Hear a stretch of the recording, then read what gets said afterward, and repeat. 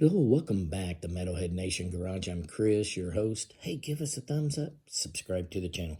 Hey, we're talking about Ratt. Stephen Piercy on this episode, he's doing the interviews rounds again this past week, and they're talking about the 90s grunge force coming in and forcing the hair metal bands off the radio, and he said, a lot of people think grunge had a huge impact on us, but at that point, it really had nothing to do with what happened to Ratt. I mean, we can claim partial ownership of the music that came out in the 80s, but by the time the decade ended in the 90s, Detonator came out, the scene was totally flooded with cookie cutter bands.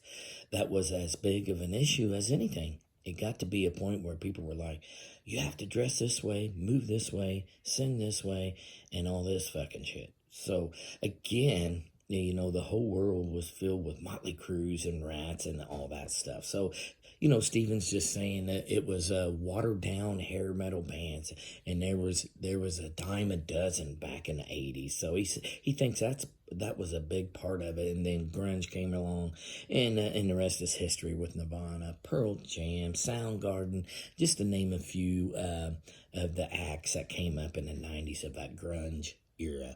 And that'll be this edition of Metalhead Nation Garage.